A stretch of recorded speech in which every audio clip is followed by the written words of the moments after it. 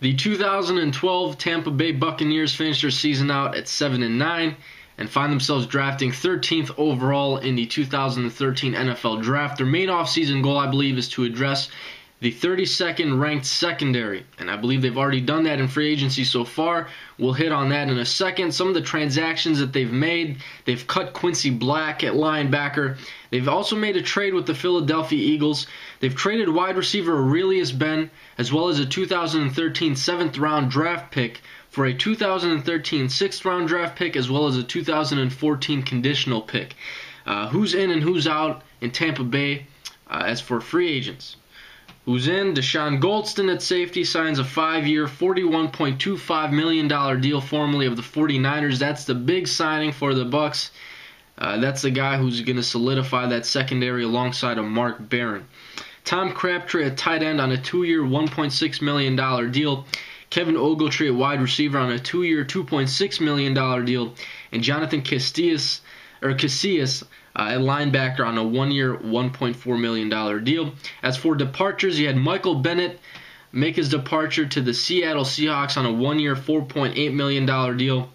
Jeremy Trueblood at offensive tackle and E.J. Biggers at cornerback are now Washington Redskins. And Roy Miller at defensive tackle signed a 2-year deal for $4.5 million deal, $4.5 million with the Jacksonville Jaguars. Re-signing players, they went out, and these are just for depth. You know, LeGarrette Blount is, I don't think, a starter. They re-signed Blount. They re-signed Andrew Economos at long snapper. Daniel Te'o Neeslum, I believe is how you pronounce it, at defensive end, and Jacob Catrera at linebacker. These guys are just depth. You know, they know the system. They've been in the system. Nothing huge here. Draft needs: offensive tackle, tight end, defensive tackle, defensive end, and cornerback. Cornerback being the biggest need, I believe. You got Barron now in the secondary. You got Goldston now in the secondary. But the cornerbacks are lacking. Cornerbacks are huge holes on the team. Not just one, but both, I believe. So cornerback should be addressed in day one, if not day two.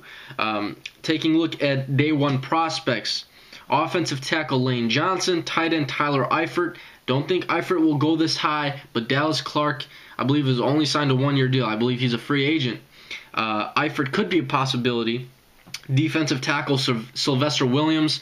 I like Williams a little bit more than some people do, but I don't know if he'll go this high. Ezekiel Ansah, defensive end, could be a huge possibility if he's there. I think Ansah has the most upside among all prospects in this draft. That's why he's being talked about. But Ansah could be a top 10 pick. If he's there at 13, he could be a Buccaneer. Cornerback Xavier Rhodes and cornerback Desmond Trufant need to be mentioned because I believe one of these guys could go anywhere from 10 to 15. And the reason why is because you got the Dolphins at 12, you got the Chargers at 11 who also need cornerbacks. The Panthers, I believe, draft after the Buccaneers. They need a cornerback. So the need is there in the range of 10 to 15 where one of these guys could be taken. Day two, if you don't go defense day one, go defense day two. If you don't go offense day one, go offense day two, and maybe switch it up there. That's just my opinion. In the last few seasons, they've gone heavy on the defense in day one, in the first round, but that's just an observation on my part. You know, they could very well go defense again this year. But Buccaneers fans, throw your comments down. As for free agents left available that you would like to go out, have the Buccaneers sign. What do you guys think about the Goldston signing? The draft. Who are some of your top draft prospects in your opinion, and who should the Buccaneers draft in round one? So throw all those comments down below. That's all I got for you guys today. I'm out.